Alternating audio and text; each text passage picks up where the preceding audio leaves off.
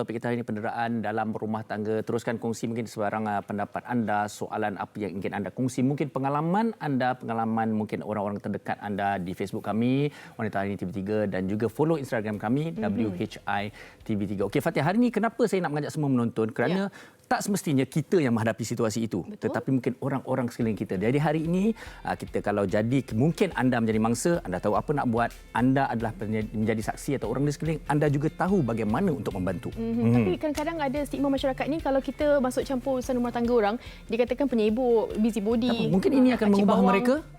Bersama dengan tetamu-tetamu kita bersama dengan kita adalah seorang pakar psikologi, Datin Dr. Mariani Makno. Terima kasih Datin bersama dengan kita dan juga di sebelah Datin Puan Rusni Tajari selaku pegawai kanan advokasi WAO atau Pertubuhan Pertolongan Wanita. Apa khabar? Sihat. Baik, alhamdulillah. Okey, kita nak terus bertanya kepada Datin terlebih dahulu berkenaan dengan penderaan rumah tangga ini. Bagaimana kita melihat dalam era sekarang ni disebabkan pandemik, disebabkan banyak berlakunya masalah statistiknya bagaimana?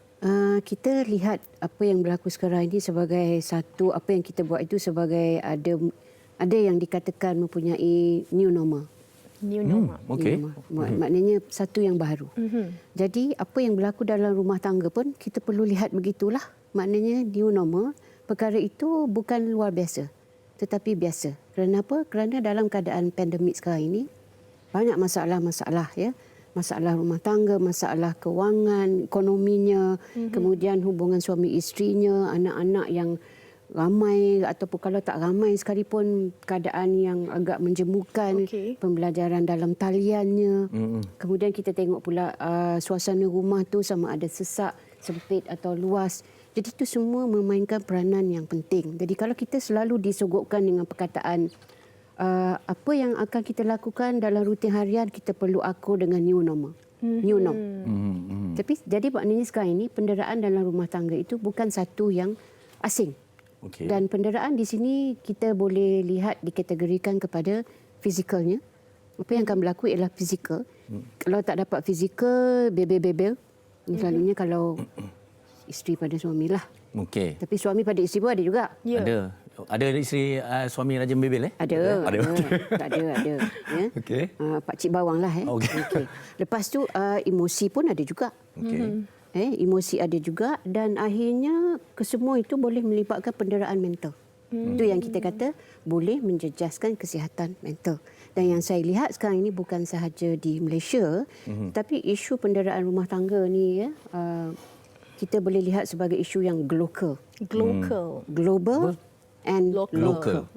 Kita ringkaskan je lah ya, global. Jadi itu yang berlaku sekarang ini dalam apa yang kita bincangkan topik hari ini iaitu penderaan rumah tangga. Okey, bermakna penderaan itu bukan sahaja dari sudut emosi tetapi juga fizikal memang dah terlalu jelas dan juga ia juga boleh melibatkan anak-anak juga sebenarnya ya, fizikal maupun emosi mereka. Okey, Puan Rusni, kalau adakah Puan Rusni setuju dengan saya? Bukan setuju, saya rasa betul statistik yang saya kongsikan pada awal tadi, tapi mungkin boleh ditekankan lagi Puan Rusni berdasarkan apa yang memang berlaku peningkatan kes pada waktu PKP tempoh hari.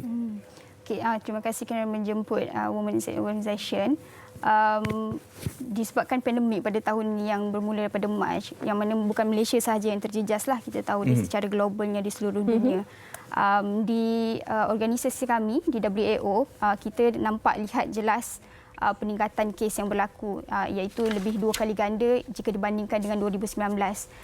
Di WAO kita ada 2 talian yang sangat penting untuk membantu pemandiri di luar sana, survivors. Yang pertama adalah talian hotline kami, talian hotline dan juga talian WhatsApp ataupun message ataupun yang kita panggil sebagai Think I Need Aid. Saya rasa saya perlukan bantuan. Singkatan dia TINA, talian TINA ni. So pada tahun 2019 kita tengok talian hotline kami cuma menerima lebih kurang dalam 600 panggilan sahaja. Tapi pada tahun 2020 kita menerima 2 kali ganda, lebih kurang dalam 1,500 panggilan hotline. Dan ini hotline sahaja. Manakala TINA pada tahun 2019 kita menerima lebih kurang dalam 800 lebih talian melalui WhatsApp ataupun message. Pada tahun 2020 kita juga menerima dalam lebih kurang 1,500 inquiries daripada pemandiri lah, yang mana secara totalnya kami menerima dalam lebih kurang dalam 4,000 kes lebih yang berkaitan dengan gender based violence. Maksudnya bukan sahaja keganasan rumah tangga tetapi juga yang melibatkan kanak-kanak ataupun rogol dan sebagainya. Itu yang kes-kes yang kami terima di WAO lah. Tapi peningkatan secara jelas memang sangat ketara. Okey, Kita Puan, pun tahu tahun ni pandemik. sebelum kami berkongsikan sesuatu ni, mungkin seringkas saja. Yang dari banyak-banyak panggilan tu, yang memang tahap paling kronik, paling serius, banyak tak? Macam, tolonglah saya kena pukul, saya kena kurung, saya mungkin yang sangat teruk. Banyak tak? Ya, ada. Kami ada menerima beberapa kes juga yang mana kita membantu pemandiri untuk keluar daripada keganasan secara directly. Pada ketika itu bukan saja kes penderaan rumah tangga, maksudnya yang melibatkan suami dan isteri, tapi juga kes penderaan kanak-kanak. Jadi kami ada menerima kes yang kami bantu secara direct untuk keluarkan mereka daripada kepompong penderaan ini. Tapi kita nak tahu juga, kalau dah diselamatkan dari segi WAO sendiri, kita akan sambung lepas ini. Kita nak tengok antara laporan yang disediakan rakan wartawan kami mengenai topik hari ini. Saksikan. Peningkatan kes penderaan rumah tangga bukanlah satu isu yang baharu. Malah jumlah kes yang difailkan sehingga kini semakin membimbangkan. Dianggarkan sebanyak 254 kes keganasan rumah tangga yang dilaporkan di Selangor sejak Januari hingga September 2020.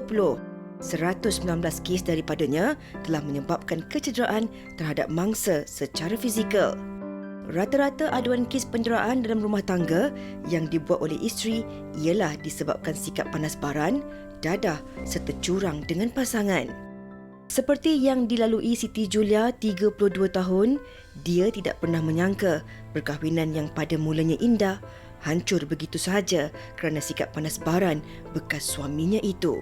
Peristiwa hitam itu telah memberi kesan mendalam buat dirinya yang sudah pun 7 tahun melayari bahtera perkahwinan.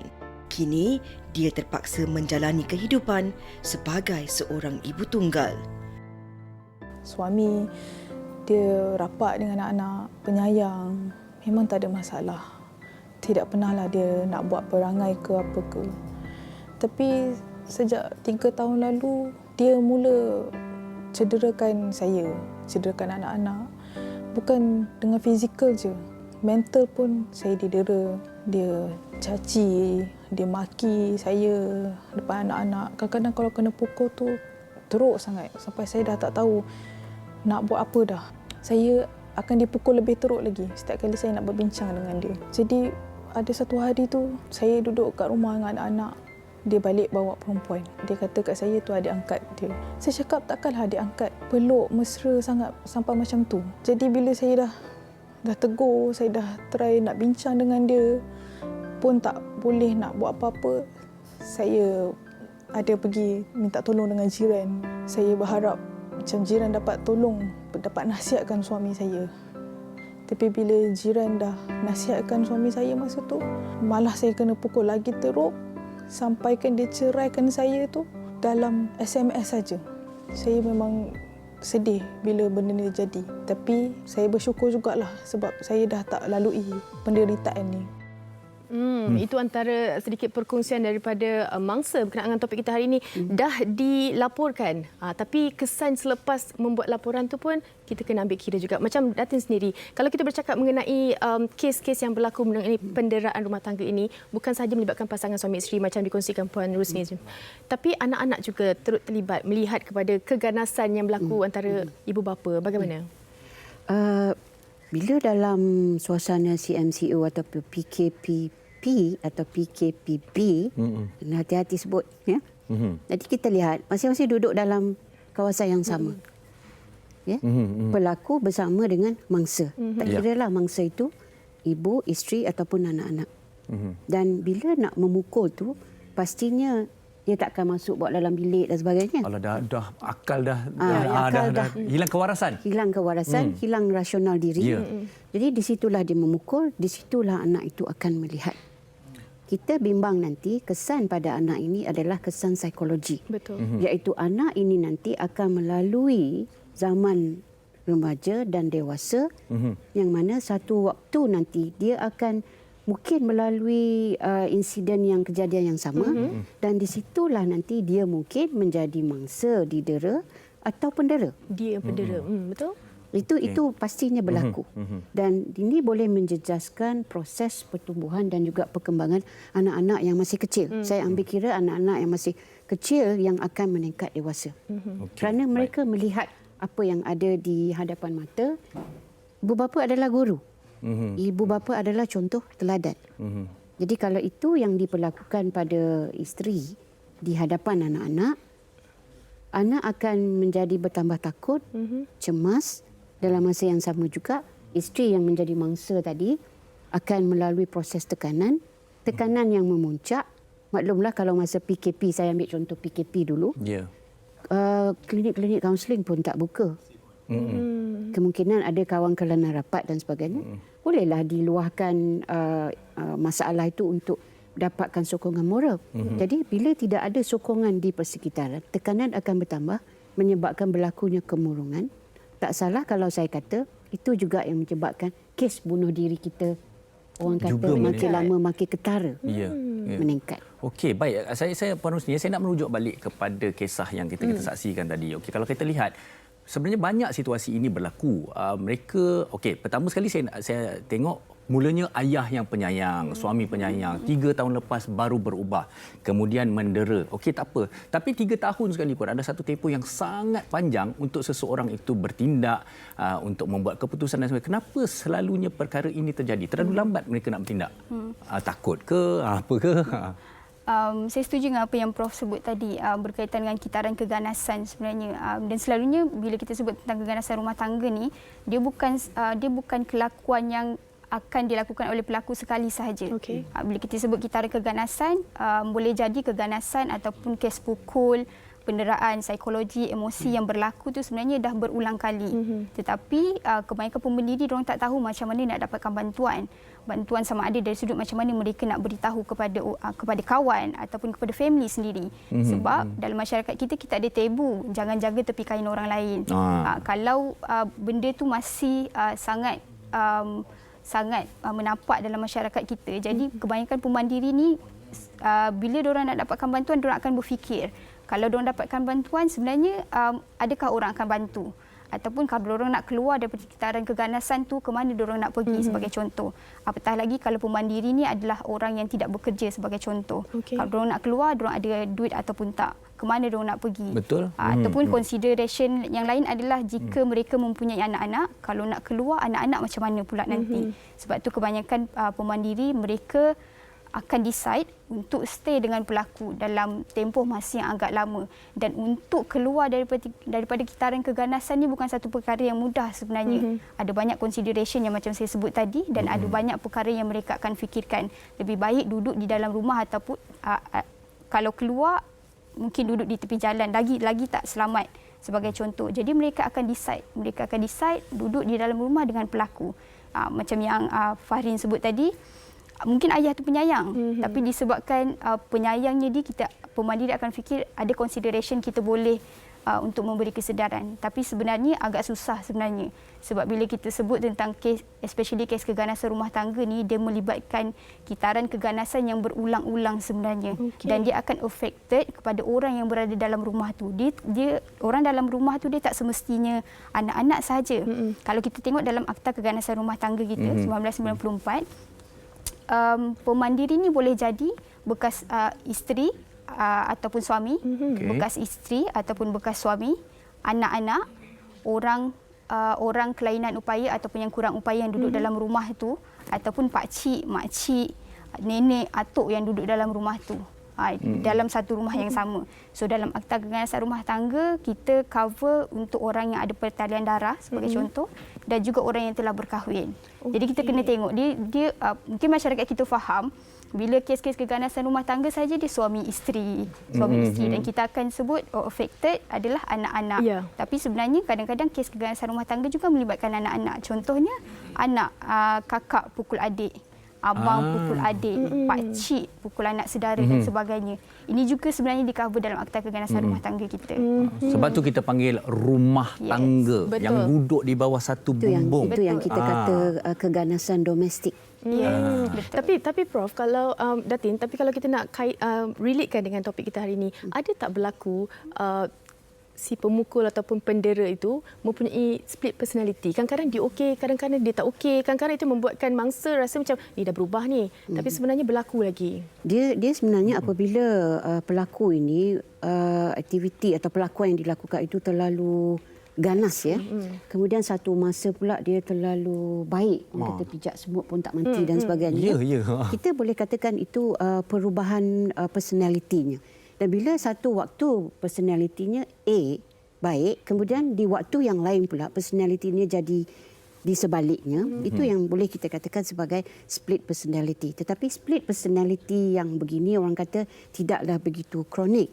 Kerana ada split personality yang kadang-kadang sehingga sanggup membunuh. Tapi kalau dalam keadaan sekarang, harapan kita di Malaysia ini supaya orang kata jagalah tepi kain. Kalau keluarga, adik-beradik, ipar duai pun memang kena jaga tepi kain orang. Kita tak suruh masuk dalam kain, kita suruh jaga tepi je lah, janganlah masuk. Tepi saja. Dan pada saya orang kata kalau dulu kita guna jangan jadi katak bawah tempurung. Sekarang janganlah jadi katak bawah gelas. Nampak tapi buat tak tahu. Betul. Jadi kita masyarakat Malaysia kalau satu unit keluarga keganasan domestik boleh dielakkan. Berapa juta keluarga yang ada di Malaysia, insya-Allah perkara itu dapat diatasi. Okey, bermakna ia juga kalau kita boleh sahkan memang berkait dengan masalah mental seseorang. Dia kita kalau masalah mental itu maksudnya dia tak waras ya. Tetapi kita kata kesihatan mental terjejas. Kerana dia boleh mempengaruhi rutin harian. Kalau kita tengok kes tadi ya yang saya dengar tadi, dia dah bermasalah 3 tahun yang lepas. Tambah pula PKP, PKPB, PKPP, masalah. Jadi dia mencetus, maknanya Swiss dah diusik. Timing bomb. Di situlah berlakunya. Tapi mengikut kata Puan Rosni tadi, kadang-kadang mangsa ini takut nak buat laporan. Kerana dia memikirkan apa kesan yang akan berlaku bila dilaporkan. Sebab itu di sini untuk mengelakkan perkara ini berlaku, keluarga main peranan yang penting. Telefonlah adik, telefonlah kakak, telefonlah pakcik. Ya. Kalau tadi kita kata keganasan domestik, bukan melibatkan suami, isteri dan anak-anak. Tapi siapa sahaja yang tinggal satu rumah. Kalau kita zaman-zaman dahulu, ya, Farin dengan Fatin, ya, kita dulu extended family bersama. Tapi sekarang ni kita nuclear family. Maknanya suami, isteri dan anak-anak.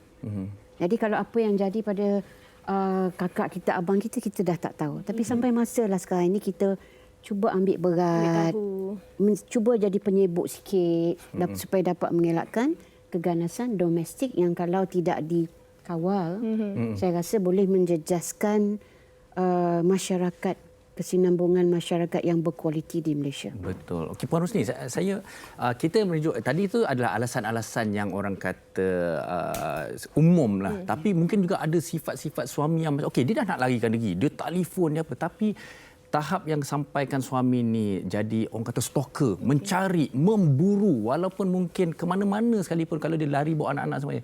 Itu satu. Dan kemudian bagaimana adakah mungkin WHO sendiri ada cara untuk melindungi golongan seperti ini daripada si pendera ni? Bagaimana? Ya, kalau kita tengok kebanyakan kes keganasan rumah tangga ni dia bukan sahaja terlibat ataupun ada penderaan fizikal dengan emosi. Walaupun kes-kes ini kadang telah dilaporkan, ada action telah diambil oleh pihak berkuasa dan sebagainya, kes-kes ini juga kadang akan pergi kepada mungkin pelaku akan stalk pemandiri sebelumnya ataupun akan ekori pemandiri. Betul. Maka kes-kes macam seperti ini memang banyak berlaku sebenarnya. Sebab tu di WHO juga kita sekarang tengah buat kempen untuk jenayahkan stalking. Sebab kita tahu kebanyakan kes keganasan rumah tangga dia akan end up, walaupun kes telah selesai dan sebagainya, dia akan end up dengan isu-isu seperti ini. Jadi kita nak ada perlindungan kepada pemandiri-pemandiri di luar supaya apa remedi ataupun avenue kepada mereka sekiranya mereka laporkan kes-kes begini kepada pihak berkuasa lah. Jadi kalau kita tengok pun kebanyakan kes macam ni sebenarnya walaupun kita tahu kes telah selesai, tapi kita pun tahu juga banyak kes yang walaupun selesai di situ oleh pihak berkuasa tetapi tidak selesai kepada individu ataupun pelaku itu masih melakukan perbuatan yang sama kerana kita kena faham kebanyakan kes-kes penderaan ni pelaku dia sering dia ada konsep yang kita namakan sebagai dinamik kuasa dan juga kawalan. Kebanyakan pelaku dia merasakan mereka berhak dan mereka ada otoriti untuk melakukan perbuatan itu kepada orang lain. Sama ada mereka itu adalah isteri, bekas isteri, anak-anak, pakcik ke makcik, atuk nenek. Mereka rasa mereka berhak dan layak. Ada otoriti untuk memukul, mendera secara psikologi ataupun secara emosi. So ini yang kita panggil sebagai dinamik kuasa dengan kawalan lah. Selalunya pelaku memang akan ada rasa mereka berkuasa ke atas orang lain. Sedangkan kita nak mewujudkan macam Prof kata tadi, kita nak mewujudkan masyarakat yang mereka merasakan mereka perlu hidup dalam keadaan yang selamat, jauh daripada ketakutan dan juga mereka akan rasa selamat di mana-mana mereka berada. Okey, Puan Rusni, ada tak bantuan ataupun bantuan secara kecemasan sekiranya mangsa menghadapi situasi macam tu?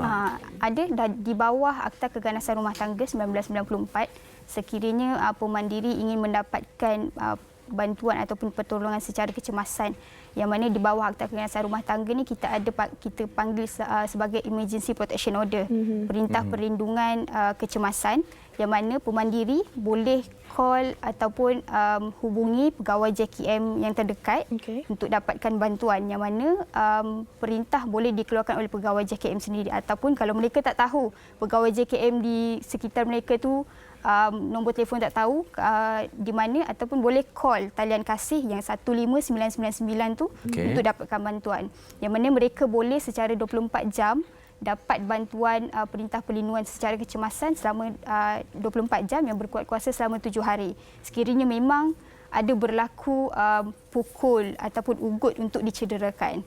So ini adalah antara bantuan di bawah Akta Keganasan Rumah Tangga yang disediakan kepada pemandiri di luar lah. Okey, baik, pada Dr. Mariani sendirilah. Kalau kita melihat tadi pun kita dah berkongsi isteri ataupun ibu dipukul di depan anak-anak.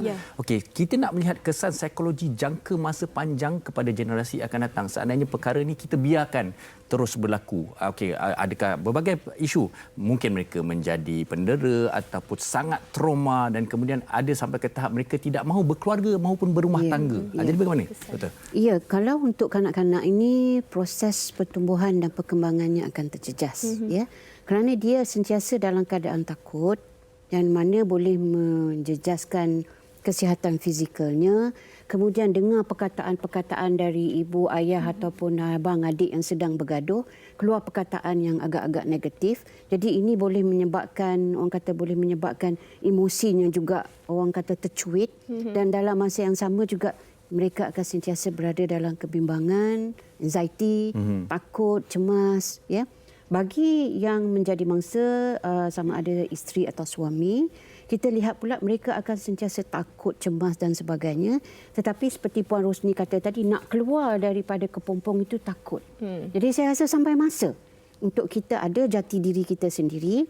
Ya, memang ada kesannya, tetapi perlu buat sesuatu kerana kita dikurniakan oleh Allah Subhanahu Wa Taala akal fikiran. Jadi buatlah sesuatu supaya kita jangan terus-terusan menjadi mangsa, supaya kita tidak wujudkan masyarakat akan datang, masyarakat yang penuh dengan pertelingkahan, pergaduhan, permusuhan dan sebagainya. Sebab kita mahukan orang kata satu keluarga yang harmoni, ya.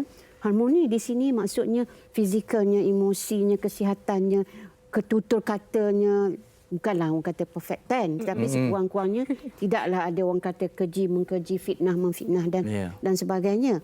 Dan pada saya untuk masa akan datang ni, masing-masing dalam rumah tangga baik isteri atau suami, Marin ada jantung, Fatin ada jantung, saya ada jantung.